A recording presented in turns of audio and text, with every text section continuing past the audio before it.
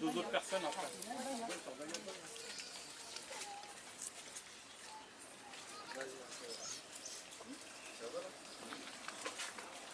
On va en profiter tant qu'il fait beau, on peut dire.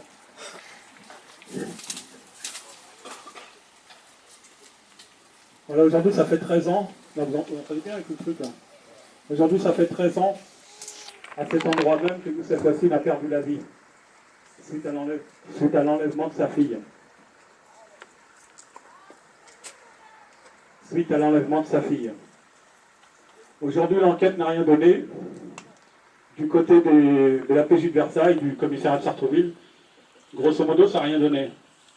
Moi j'ai un truc à vous raconter aujourd'hui, je prends des risques, mais tant pis pour moi. Enfin tant pis, de toute façon, il y a... Là on est au bout du rouleau. Donc je vais récapituler les faits du début, parce que vous allez bien comprendre, je vais essayer de détailler pour bien que vous compreniez ce que je vais dire. Parce qu'il y a plein de choses qui nous ont sauté aux yeux dès le début, et on n'a pas fait attention. Et aujourd'hui, quand on fait un historique de ce qui s'est passé depuis le début, on s'aperçoit qu'il y a plein de... que l'enquête, grosso modo, a été bâclée. J'ai l'impression, moi, pour moi, je le dis personnellement, elle a été bâclée, mais volontairement. Vous allez comprendre pourquoi après. Maintenant, je tiens à dire, avant de commencer quoi que ce soit, je n'accuse personne. Je ne dénonce personne, c'est pas une dénonciation. Comment on appelle ça? C'est pas une dénonciation, c'est juste des doutes qu'on nous a mis dans notre tête. J'en ai parlé à la PJ, jusqu'à la date d'aujourd'hui, ces doutes, ils sont impossibles de nous les enlever. C'est-à-dire qu'ils ne peuvent pas nous dire c'est ça, c'est pas ça, impossible d'enlever les doutes. Et l'enquête continue à être bâclée. Et c'est pour ça que j'ai décidé de faire ce rassemblement pour dire la vérité. Est-ce que c'est la vérité ou pas la vérité? Je ne sais pas, je verrai. Mais en tous les cas, cette piste, elle est mal faite par rapport à d'autres. Je commence les faits au début. Le dimanche 7 juillet 2002, la fille de Youssef se fait enlever par une personne rue de Tannes, qui est juste derrière, vers 14h15. Cette personne la ramène rue de Chatou vers 14h40 et repart. Témoignage à l'appui. Le gars repart. Youssef n'est pas là. Cette même personne revient vers 14h45. Et là, Youssef déboule de la rue de Tannes, s'accroche à l'arsenic, qui tape le pot de fleurs et perd son pare-boue. C'est la voiture qui perd le fameux pare-boue, à côté du pot de fleurs qu'il y avait à l'époque. Et là, c'est le drame qui se finit ici. Jusque là, c'est le début de l'affaire. Commissariat de Sartrouville aurait dû appeler la PJ dès 14h15. Pour tout enlèvement d'enfants, le commissariat doit appeler la PJ de Versailles, ceux qui prennent le relais de suite.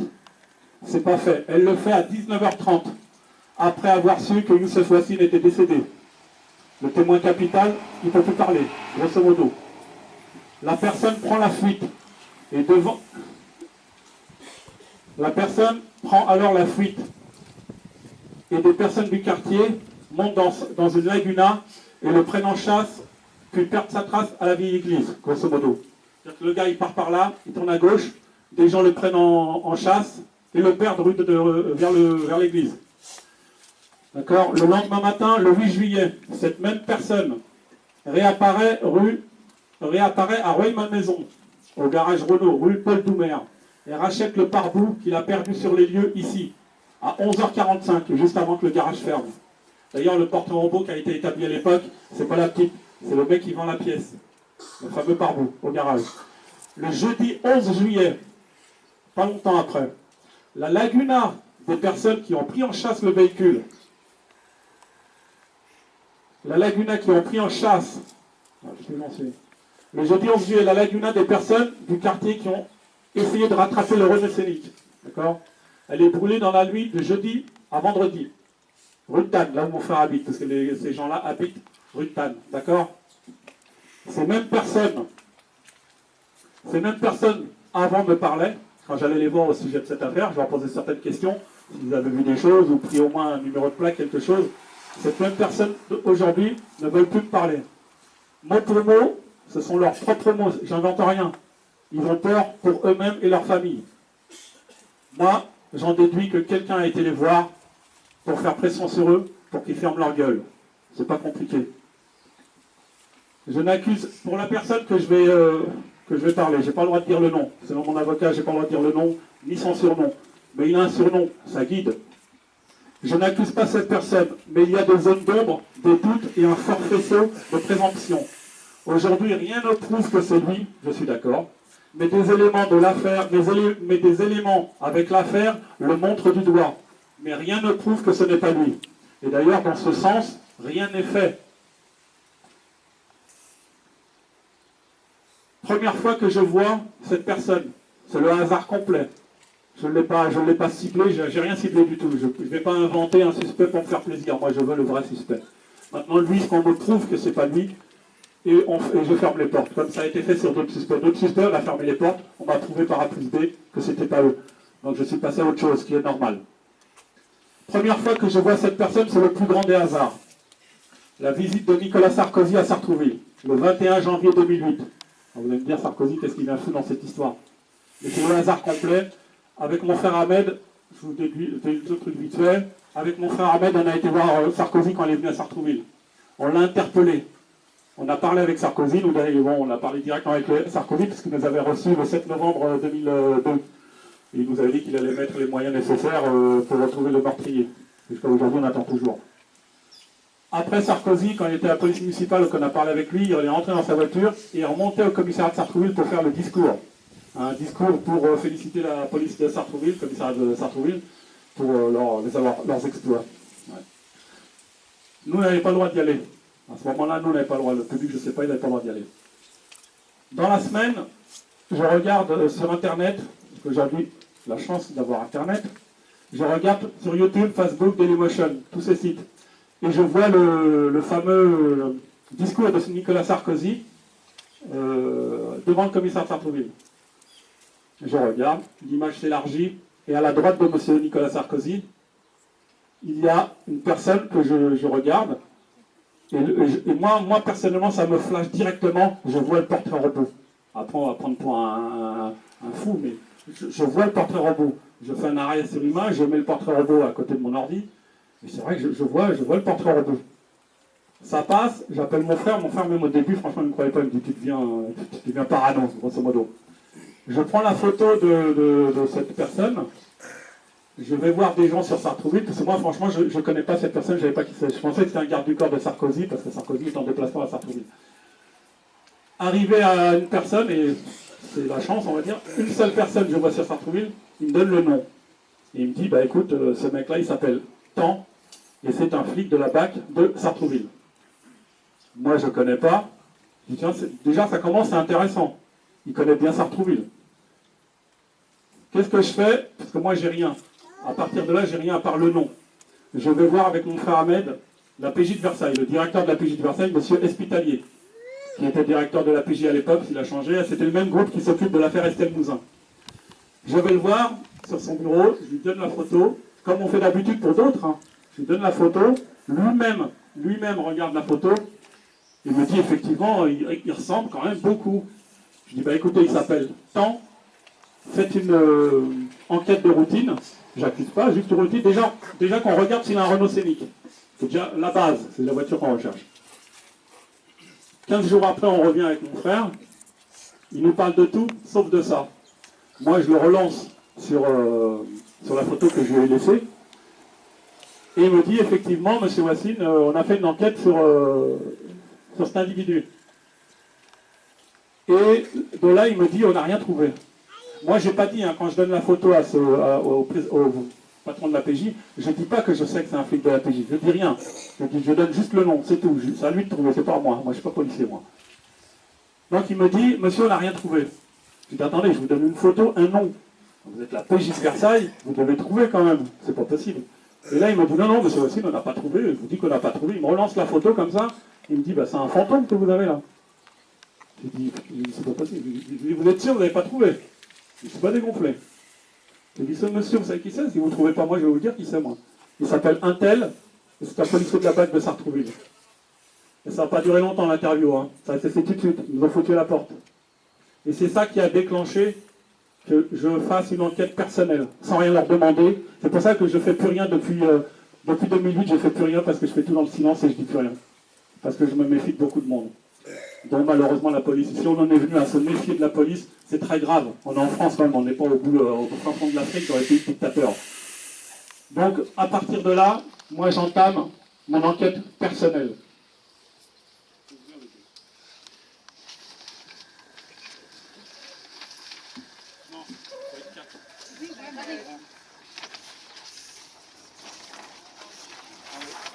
Éloigne-toi par là-bas. Vous mettre pas devant les...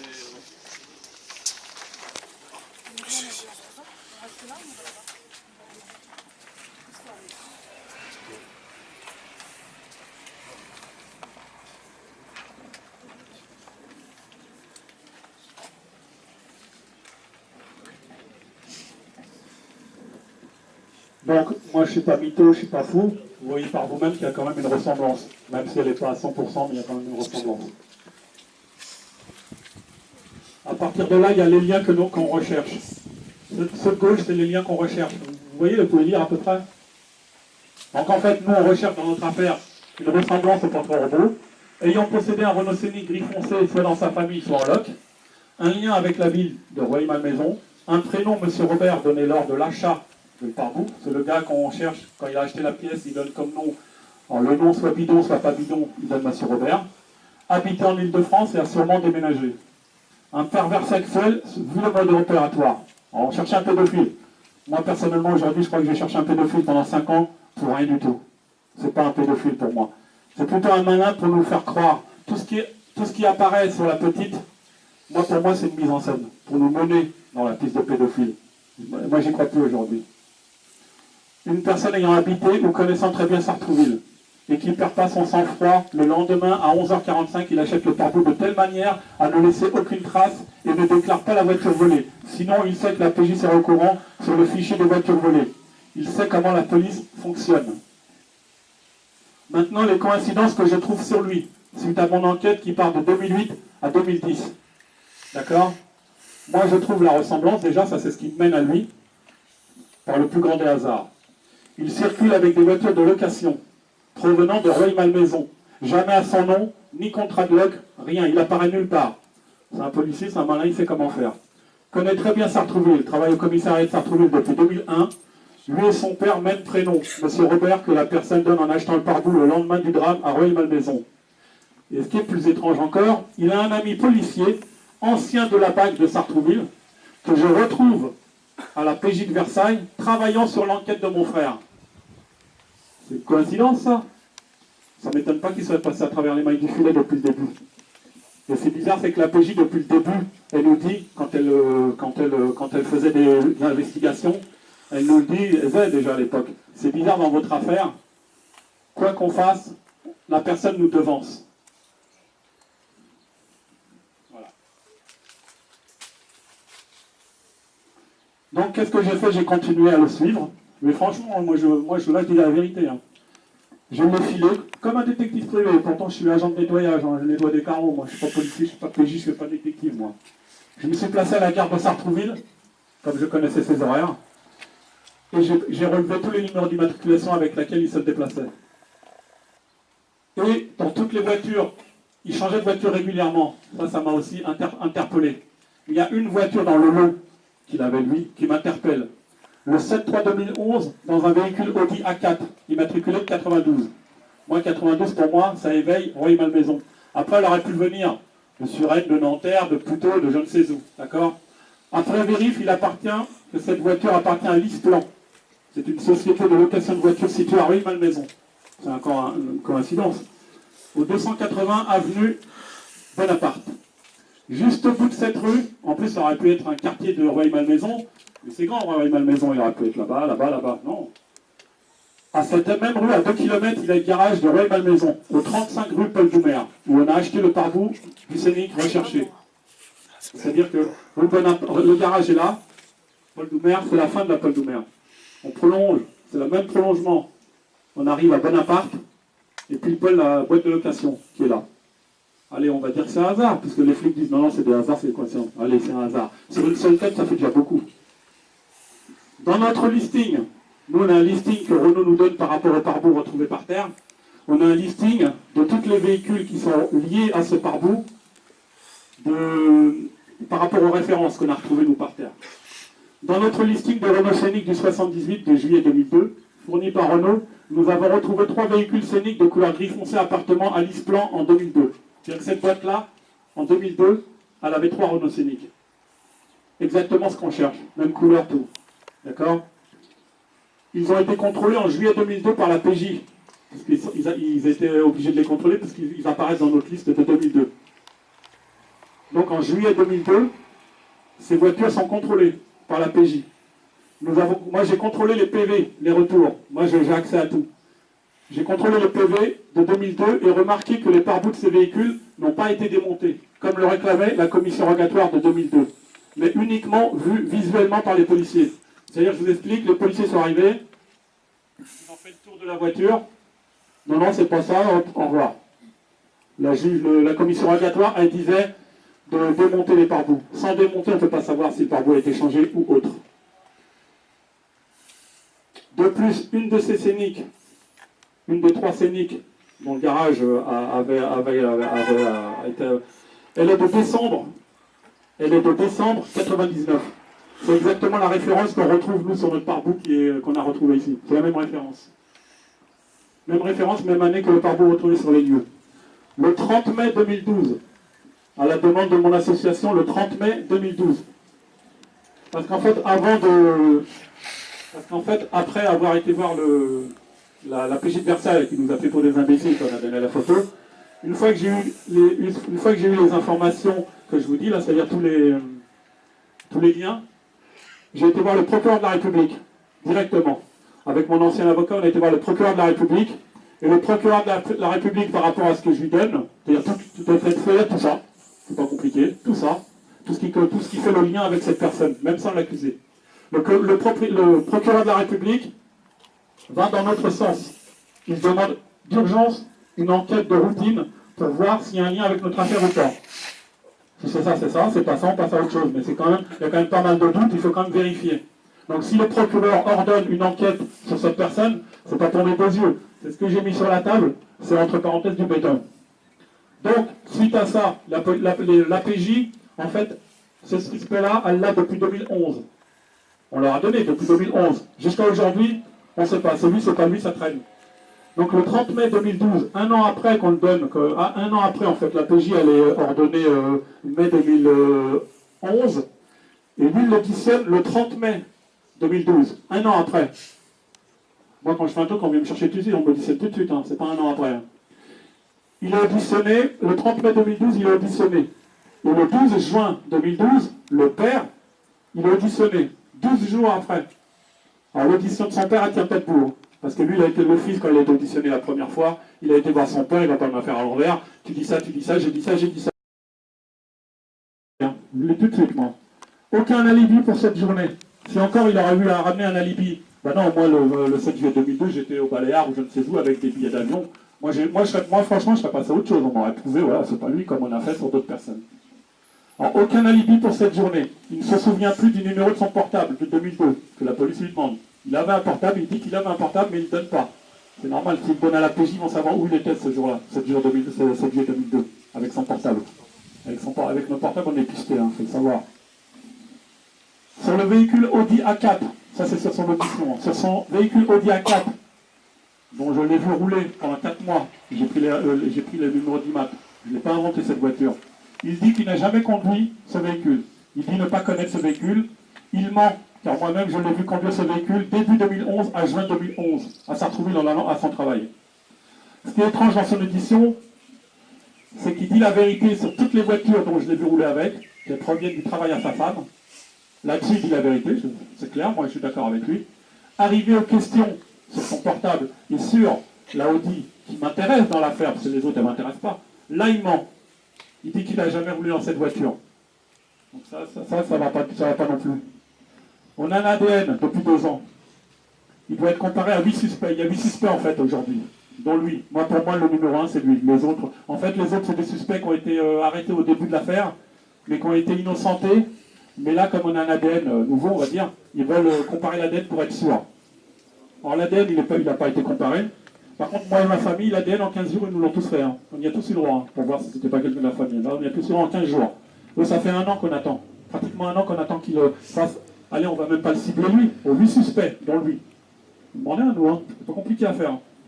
L'audition, j'ai demandé l'audition de sa femme. Toujours rien. C'est sa femme qu'il faut faire plier. Parce qu'un policier en garde à vue, il rigole. C'est comment ça marche, il rigole. Les photos de cet homme n'ont jamais été montrées à la fille de Youssef, alors que je l'ai demandé 1000 fois. Réauditionner ce policier suite à ses mensonges. Toujours rien. Quant aux autres actes de mon avocat sur cette piste, rien. Alors, ils font les investigations faites sur cette piste ne sont pas approfondies. En 4 ans, une seule et simple audition pleine de mensonges, mais personne s'en inquiète. Parce qu'en fait, quand ils vont demander les informations aux opérateurs pour retrouver un numéro de téléphone ou autre, les opérateurs, ils gardent les informations, on va dire 5 ans. Après, ça passe aux archives et après, c'est détruit. Ils ne les gardent pas longtemps. J'ai l'impression ce qu'ils attendent, parce qu'on a déjà vu un non-lieu dans l'affaire, j'ai l'impression ce qu'ils attendent, c'est que d'aller faire les actes que mon avocat a demandé. Puis mon avocat, c'est pas un avocat, c'est Maître Ténil, c'est pas n'importe qui, c'est l'avocat de Chirac, si vous voulez savoir. Et en fait, ils attendent, j'ai l'impression qu'ils attendent que ces opérateurs, que toutes les informations qu'on a besoin, tous les éléments, partent aux archives et soient détruites. Et une fois qu'ils auront fait les actes de mon avocat, ils sont obligés de les faire. Ils vont venir nous voir au bout de 5 ans. Ah bah oui, on a fait vos actes, mais regardez, les opérateurs, tout ce qu'on a demandé, il n'y a plus d'archives, on ne peut plus rien faire. Et ils vont nous mettre un non-lieu en pleine gueule. Et là, on s'en foutu. Parce qu'il y aura un non-lieu. Moi, je veux bien qu'il y ait un non-lieu. Non-lieu, ça veut dire qu'il ne s'est rien passé, grosso modo. Alors, on me rend mon frère, et puis ouais, j'arrête tout, il n'y a pas de problème. On me rend mon frère, moi j'arrête. Hein. Pas de problème. Mais moi, non-lieu, non, c'est pas possible. C'est impossible de faire un non-lieu. Je reviens un petit peu en arrière. Ce qui est étrange, le comportement du commissariat de Sartrouville dès le début. Les policiers en septembre 2002, quand est sorti le portrait robot que l'on affichait sur les voitures, ces voitures se faisaient contrôler par les policiers de Sartrouville et ils faisaient enlever le portrait robot du pare-brise arrière des voitures. Car tous les gens qui avaient des portraits robots sur leur voiture, qu'on avait mis au début à l'époque, les flics de Sartrouville les arrêtaient et leur faisaient enlever. Maintenant je comprends un petit peu pourquoi ils ressemblent tellement à leur pote. Après, la moto de Youssef nous a été remise après les faits vers 18h. Commissaire de Sartrouville, en fait, ils nous disent, reprenez la moto, on n'en a pas besoin. C'est faux. La PJ, quand elle arrive, elle, à 8h, elle nous demande la moto. On n'avait même pas le droit de la toucher. Alors elle devait se sceller de suite. Le même jour, la PJ, c'est un pédophile lambda qui passait par là, qui appelait la pute au hasard. Ouais, moi, j'y crois plus. Et on revient au genre de raquette des commerçants. Bien sûr que ça existe. Mais pas qu'à Sartrouville. Effectivement, il y a des gens qui m'en parlent, mais ils ne veulent pas en parler. Et je pense plutôt à ça aujourd'hui, à l'affaire de Youss. Ce serait plutôt un genre de raquette, admettons. Hypothèse. On l'oblige à payer. Il ne veut pas. Youss, il dit hop, c'est pas grave, je les envoie chier, puis on n'en parle plus. Sauf qu'il est tombé sur une équipe de tarés. Ils enlèvent la môme. Et c'est pour ça que je pense au retour de la môme aujourd'hui. Je pense plutôt juste l'enlever pour faire pression. Voilà, si tu ne payes pas, regarde de quoi on est capable. Sauf que le destin fait que Youss arrive, et le destin fait que le mec revient, et là, nez à nez. Mais Youss le connaît. Nez à nez comme ça, il n'a pas lâché la voiture jusqu'ici, à partir du poteau là-bas. C'est pas pour rien, c'est qu'il le connaît. Je ne dis pas que c'est un grand ami, hein, mais il le connaît, il a déjà eu affaire à lui. Il a déjà eu affaire à lui. Je pense que c'est plutôt ça qu'une histoire de pédophile. Le truc de pédophilie, je pense qu'il faut oublier. Et on s'est bien fait berner pendant 5 ans à chercher un pédophile qui n'existe pas. Mais ça, aujourd'hui, moi je veux qu'on m'enlève mes doutes. Par A plus B, qu'on pousse c'est nous, c'est pas lui. Et je veux qu'on travaille sur qu'on fasse des investigations sérieuses sur ça. Et aujourd'hui, c'est pas le cas. Et c'est pour ça, ça explique aujourd'hui ma colère. Je voulais essayer je voulais en parler depuis un petit bout de temps, j'ai pas voulu, parce que la PJ m'a dit non, tu parles pas de ça, on s'en occupe, t'inquiète pas. Mais ils ont cette piste depuis 2011. C'est au PROC qui lance l'enquête. 11, ça fait beaucoup, j'étais patient, faut pas dire que j'ai pas été patient, je leur ai donné le temps de faire l'enquête, raisonnablement. Ça, normalement, en 6 mois, 1 an, ils disaient c'est ça ou c'est pas ça. Là, ça fait 4 ans, on sait pas c'est ça ou c'est pas ça. Il faut arrêter. Et puis les investigations qui ne sont pas faites, qui sont traînées en longueur, pour nous donner un non-lieu plus tard. Et ça, j'en suis certain. Donc maintenant, je ne sais pas, chacun prendra ses responsabilités. Que ce soit le commissaire de Sartrouville. À l'époque, je parle des gens qui étaient là à l'époque, le commissaire de l'époque. Et la PJ de Versailles qui prendra ses responsabilités. Déjà avec son copain à lui qui travaille à la PJ de Versailles, ça déjà c'est un peu louche. Et dorénavant, à partir de demain, puisque là, grosso modo, je lance un pavé dans la mare, si ce n'est pas un rocher, j'appelle l'IGPN demain. Je lance l'IGPN dessus. Tant qu'à faire, je fais de la totale. La police de police, pour ceux qui ne savent pas ce que c'est les GPN, c'est la police des polices. Et eux, ils rigolent pas, c'est les bœufs carottes. Donc moi, demain, je les fais intervenir sur le dossier. Et il ferait mieux, je pense, qu'ils prennent le dossier en main et de l'enlever de la PJ. Car moi, depuis 2007, 2006, avant même d'avoir ça, j'ai toujours voulu enlever le dossier de la PJ et le donner à la gendarmerie. Parce que la gendarmerie, c'est autre chose, c'est militaire, c'est carré, c'est autre chose. Ils n'ont jamais voulu. Le dossier reste à Versailles, il est bloqué à Versailles. Et à mon avis, aujourd'hui, c'est pas pour rien. Voilà, grosso modo, c'est ce que je voulais dire aujourd'hui. Je pensais vous la dire. Parce que ils ne voulaient pas que j'en parle parce que suite aux investigations. Mais moi, je ne suis pas lié au secret d'information. Mon avocat, il ne peut pas parler parce qu'il est lié au secret d'information. Il peut dire, moi, j'ai le droit de dire ce que je veux, sauf son nom. Moi, je prends le risque d'avoir une garde à vue. Ils m'en mettent 2 s'ils veulent, c'est pas un problème. Mais s'il y a une garde à vue, je vous attends devant pour que je sorte, pas qu'ils me disent demain, ah ben, M. Wassine, il a voulu se voir, il va tirer dans le dos. Moi, je m'attends à tout. Je vous dis franchement, je m'attends à tout. Ou il m'arrête dans la rue, puis il m'embarque, je m'attends à tout. Il y a une garde à vue, ouais, certainement, peut-être. Mais je ne pouvais pas rester dans le silence, parce que si je restais dans le silence, moi et ma famille, c'est comme si on était complices. Et ça, c'est impossible. Voilà, je pense que j'ai tout dit, je pense que j'ai rien oublié. Par contre, ça fait chaud au cœur pour nous et pour la famille, pour l'association d'avoir autant de monde. Et je vous dis merci à vous, et sans vous, on n'est rien. Et rappelez-vous, sans vous, on n'est rien. Si on vient là tout seul, les flics ils rigolent, je vous dis tout de suite. Merci au nom de toute ma famille de l'association, merci à vous.